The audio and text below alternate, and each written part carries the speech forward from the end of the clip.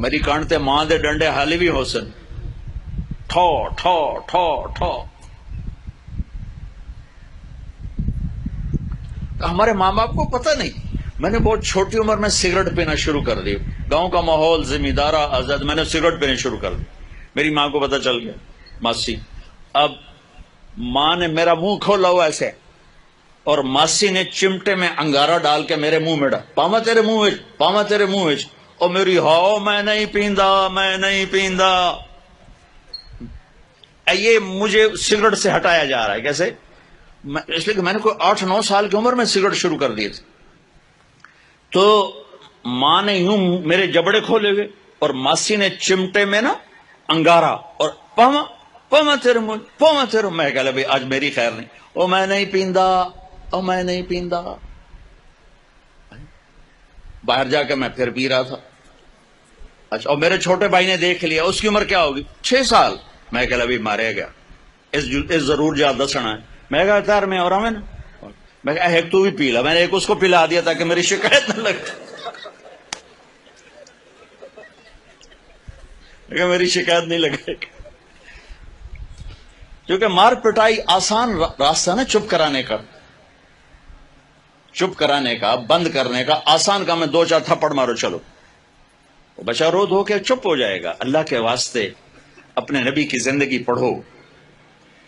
اس ادارے کا مقصد بھی کوئی ہم کو اسکول نہیں ہے, کوئی کاروبار نہیں ہے, کوئی اسکول کے مقابلے میں اسکول نہیں ہے.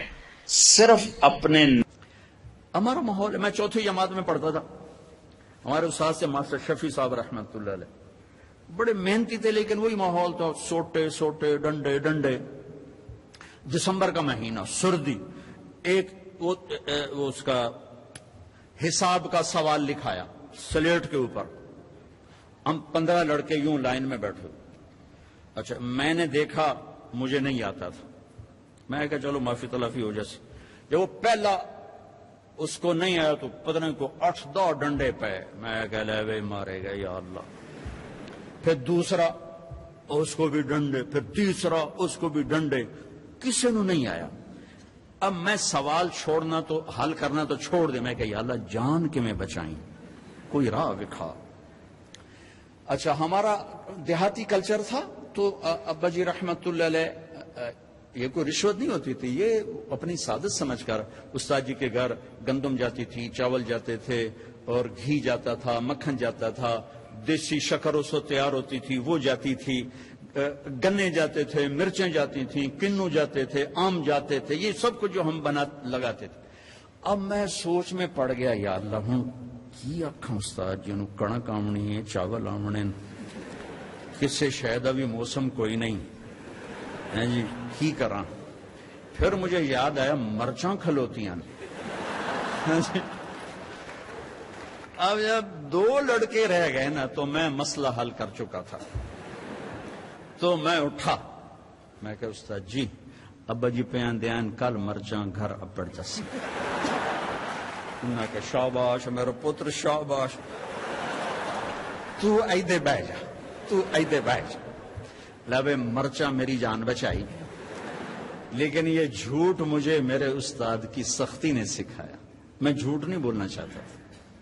یہ ماں باپ اپنی اولاد کو جھوٹ سکھا رہے ہیں بے جا سختی. ٹیچر پروفیسر بچوں کو جھوٹ سکھا رہے ہیں بے جا سختی سے. اور آپ سے کہتا ہوں کہ ادب انسانیت کا زیور ہے, ادب انسانیت کا زیور ہے. جو ایک حرف بھی پڑھا دے اس کے آگے کبھی سر نہ اٹھانا. اللہ تمہیں علم بھی دے گا, رزق بھی دے گا, عزت بھی دے گا. ماں باپ ہیں, استاد ہیں, سب کو عزت دو. اللہ تمہیں عزت کی چوٹیاں دے.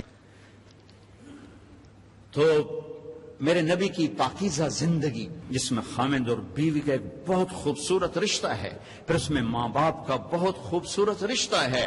میرے نبی نے فرمایا اگر میری ماں زندہ ہوتی تو میں ایسی نوکری کرتا کہ عشاء کی نماز کے مصلی پر ہوتا, ادھر سے میری ماں کہتی محمد تو میں کہتا جی اماں جی, نماز توڑ دیتا. میں کہتا جی اماں جی. میرے نبی سے پوچھا گیا قیامت کب آئے گی؟ تو اللہ کو پتا ہے. کہ کوئی نشانی؟ کہ جب ماؤں کو ذلیل کیا جائے گا, آ جائے. ایک اور بات سن رہی, جب بیٹیاں ماؤں کو ذلیل کریں گی تو قیامت آ جائے گی.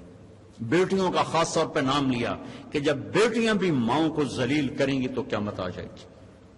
یہ بڑے خوبصورت زندگی میرے نبی ہمیں دے کر گئے. صرف تسبیح پکڑا کے نہیں گئے, صرف مصلی پہ بیٹھا کر نہیں گئے, وی سی کی کرسی پر کیسے بیٹھنا یہ بھی سکھایا ہے, اور بیوی کے ساتھ کیسے چلنا یہ بھی سکھایا. عورتوں کو بھی سکھایا ہے کہ اگر میرے دین میں سجدہ ہوتا تو میں بیوی سے کہتا اپنے خامند کو سجدہ کر. اور ماں کے قدموں تلے جنت ہے تیری, باپ تیری جنت کا دروازہ ہے. ابو ہریرہ جا رہے تھے, ایک نوجوان آگے جا رہا تھا, ایک بڑے میاں پیچھے جا رہے تھے. گو بھائی کجی ما ھذا من کا, یہ کون ہے؟ کجی میرا ابا. کا پیچھے چل, اس کو آگے چلا, اس کو آگے چلا, خود پیچھے چل. کبھی اس کے آگے نہ چلنا, کبھی اس سے پہلے نہ بیٹھنا, کبھی اس سے پہلے نہ بیٹھنا. امام زین العابدین پاکیزہ ہستی, اماں کے ساتھ کھانا نہیں کھاتے تھے. اور عرب میں وکر یہ الگ الگ پلیٹیں ہیں نا, یہ تو ہمارا دستور ہے, عرب کا دستور ہے کٹھے کھانا. تو ایک شخص نے کہا حضرت آپ ماں کے ساتھ کھانے کو نہیں کھاتے, آپ تو اتنے ماں کے فرما بردار ہیں.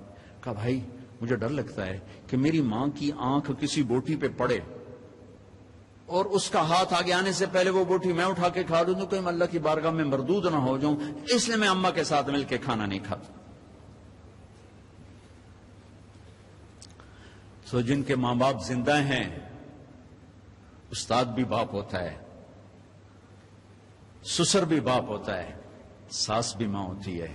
اپنے استادوں کو بھی باپ سمجھو, حقیقی باپ کو بھی باپ سمجھو. حضرت علی نے فرمایا جو مجھے ایک حرف قرآن کا نہیں, کوئی ایک حرف سکھا دے, قرآن نہیں کوئی, تو میں اس کا غلام ہوں جہاں چاہے بیچ دے. ادب کرو گے تو اللہ علم دے گا. ڈگری کے لیے نہ پڑھو, علم کے لیے پڑھو, اللہ تمہارے لیے رزق کا دروازہ بھی کھولے گا, علم کا دروازہ بھی کھولے گا. ٹیچروں سے کہتا ہوں طلبہ کو محبت سے لو, ٹانٹنگ نہ کریں, طنز نہ کریں, بے عزت نہ کریں. بے عزت کرنے سے ریئیکشن ہوتا ہے, عزت ختم ہو جاتی ہے.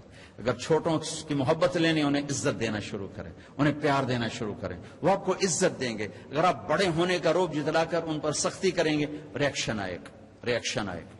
ہمارا ماحول ہے شد, ماں باپ بھی سختی کرتے ہیں, ماں باپ بھی تربیت کے نام پر ڈنڈا اٹھائے پھرتے ہیں. اور کتنے بچوں کو بیمار کر دیا, تیرے نمبر کیوں تھوڑے ہیں, تیرے نمبر کیوں تھوڑے ہیں, تیرے اے کیوں تھوڑے ہیں, یہ پتہ نہیں ایک تو اے بی کی تھوا بڑھیا, تو ان کو پاگل کر دیا ہے. اب یہ واچ کرو, دیکھو ماتھے پر رزق لکھا ہوتا ہے, ڈگریوں پر رزق نہیں لکھا ہوتا. یہ اچھے انسان بنے, اچھے انسان بنے, معاشرے کا اچھا فرد بنے. پڑھانے کی محنت ضرور کرو, پاگل نہ بنو, پاگل نہ بنو, اپنی اولاد کو پاگل نہ کرو. میرا ایک بچہ ذہین تھا, دوسرا ذرا متوسط تھا, تو میری بیگم نے دونوں کا آپس میں مقابلہ کرا کرا کرا کرا چھوٹے کو بڑے کا دشمن بنا دیا. تو دیکھ تیرے اتنے تھوڑے نمبر آئے, یہ تیرا بھائی ہے, دیکھ اس کے کتنے اچھے نمبر آئے. وہ چھوٹے وہ بڑے کے گریبان پکڑنے لگے اور اتنا اس کے ساتھ وہ بدتمیز ہو گیا. میں کہا ویک اے تیرے مقابلے دا نتیجہ ہے. ایک کا قدرتی استعداد تھوڑی ہوتی ہے, کسی اور چیز میں زیادہ ہوتی ہے, ایک پڑھنے میں اچھا ہوتا ہے, ایک کسی اور چیز میں اچھا ہوتا ہے.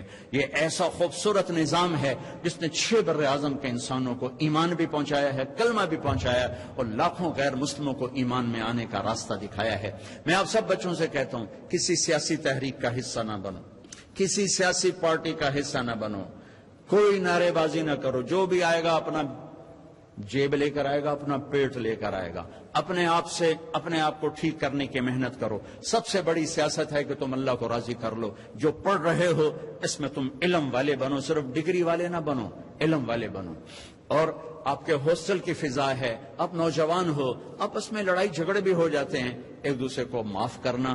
جس کسی سے لڑے ہوئے ہو صلح کر لینا, ماں باپ سے لڑے ہوئے ہو ان کے پاؤں پکڑ لینا, بیوی سے کوئی سینگ پھنسے ہوئے معافی مانگ لینا, بیوی کے خامند سے کوئی اڑبن ہے تو معافی مانگ لینا کہ میرے اللہ کو معاف کرنا انتہائی پسند ہے. اور خاص طور پر میاں بیوی اگر لڑ کے آپس میں صلح کریں تو اللہ ان کے پچھلے سارے گناہ معاف کر دیتے.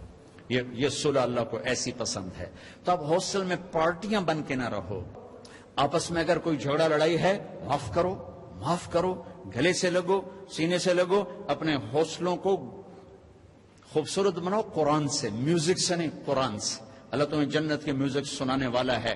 ایک نغمہ چھڑے گا نا تو ہزار ہزار سال ایک ہی نغمہ تمہیں سناتا جائے گا. تم سر دھنتے رہو گے, تمہارے سننے کا مزہ ختم نہیں ہوگا. پھر جب اللہ خود اپنے چہرے سے نقاب ہٹا کر اپنا دیدار کرا کے اپنا قرآن سنائے گا تو سر سے لے کر پاؤں تک تمہارے اندر میں وہ نشہ اور روحانیت اور وہ سرور سرایت کرے گا کہ جب اللہ سنائے گا تو صرف کان نہیں سنے گے, پورا باڈی کان بن جائے گی, ہر سیل کان بن جائے گا, اور اللہ کی آواز تمہاری روح میں سرایت کرے گی, اور اللہ اعلان کرے گا وہ کہاں ہیں جو دنیا میں گانے نہیں سنتے تھے.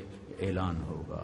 اب تمہاری مرضی ہے کہ تم یہ ڈھول ڈھمکے سن لو یا میرے رب کی جنت کے گیت سن لو, میرے رب کی جنت کا نغمہ اور موسیقی سن لو. تو آپس میں میرے عزیزو پیار محبت سے رہو, آپس میں الفت سے رہو, درگزر سے رہو. کبھی کھٹ پٹ ہو جائے تو کسی سے کو ہماری صلح کرو, خود کرو. نہیں کر سکتے کسی سے کو بیچ میں پڑے, وہ نہیں پڑھ رہے, تم اوپر کے بچے مل کر ان کی صلح کراؤ.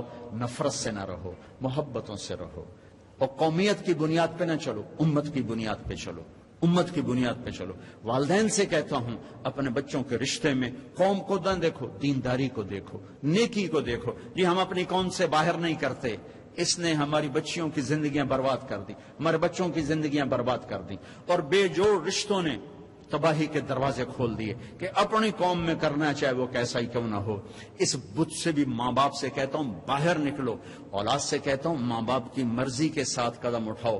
تم بھی اس حد تک کراس نہ کرو باؤنڈری کے, کورٹ میں جا کے تم شادیاں شروع کر دو. اور ماں باپ سے کہتا ہوں اتنا مجبور نہ کرو کہ ان کی زندگیاں اجیرن ہو جائیں, ویران ہو